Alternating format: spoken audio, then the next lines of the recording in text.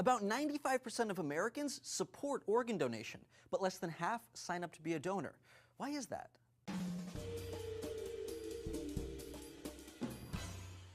Hey there, conscious collection of organs. Jules here for D News. No one knows exactly why people refuse to be organ donors. Organ donation is a tricky subject, and it's super individual. According to one study, most people gathered information on organ donation by watching scientifically inaccurate shows like Grey's Anatomy. Another study backed up that data, showing more than half of people learned what they know about donation from television, and another 12% from their friends. Unsurprisingly, 72% of people were afraid of organ donation. So let's burst this anatomically gray bubble and talk about what actually happens during organ donation. First, if a patient enters a hospital, literally no one is thinking about whether or not they're an organ donor. If it's an emergency, then they're working to save the person's life, and if not, they're trying to make them healthy again. But it's a fact of life that they don't always succeed. If the person does die, only then do they check if the person was a donor. Only then. And of course, backing up a step, death itself can be complicated. Some people connect the presence of a heartbeat to life, but since 1981, legally, it's not the heartbeat, but brain activity that determines life or death. If the brain dies, it's not coming back. And patients who are brain dead, by the way, may still have basic functions, sometimes assisted or completely controlled by machines. And sometimes the cadaver will be on a ventilator at the time of death to keep the blood pumping, oxygen moving, and the organs alive. Sometimes death is easy to spot. Major injury, blood loss, suffocation, hemorrhage, swelling, stroke, and so on all make the diagnosis of brain death easier. But it's never taken lightly. Brain death isn't an accidental or flippant diagnosis like it is on TV. There's no fancy machine with colorful charts monitoring your brain activity.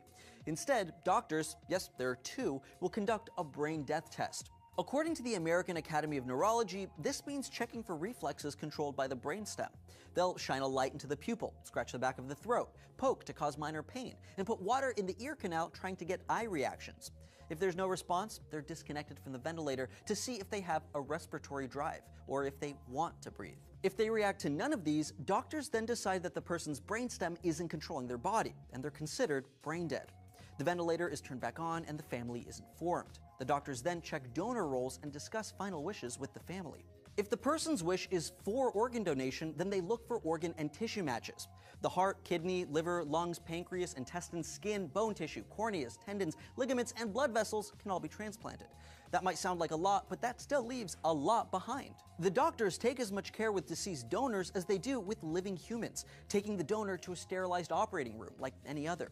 An anesthesiologist monitors fluids and body conditions while surgeons remove organs and tissues that can be used and inspect them for any unknown disease or damage. They then cool them for transport to the donee. Once the organs are safely removed, the person is closed like any other surgery and the ventilator is shut off. The body is cleaned, hair is washed, and the body is returned to the family. Real quick, there are a lot of myths out there about this process. Donors can have an open casket funeral. There's no problem with that. Organ donation is performed just like any other surgery.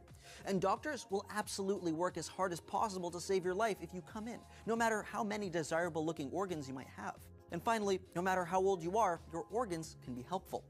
Organ donation is tough for people. A breathing body with a heartbeat is difficult for many family members to accept as a cadaver. And even if you sign up to be a donor and die in a way suitable for donation, your family can sometimes override that wish. That said, only 3 in 1,000 people die in such a way that allows for donation. They have to be generally healthy, without viral infection, and they have to die in a hospital setting.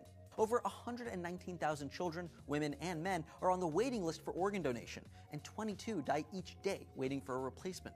Unsurprisingly, lots of people are working to get more people to donate their organs. The American Journal of Transplantation published a study recently detailing how Spain reached 40 donors per million people. That's huge. In Australia, it's 18 per million. In Israel, it's 11. And in Ecuador, it's 2. Thanks to efforts in the US, we're pretty high on the list at 26 per million. In the end, Spain might be in the lead, but the winners are the people who are willing to give up parts of themselves they no longer need, and the stories of those who receive the life-saving donations. So why do we even have to match organs in the first place? That's what one group of researchers thought, so they figured out how to donate from anyone to anyone else. Amy's got that story right here. And if you guys like interesting and obscure facts, which I know you do, check out our friends at Did You Know for 9 facts that'll make you smarter than everyone else.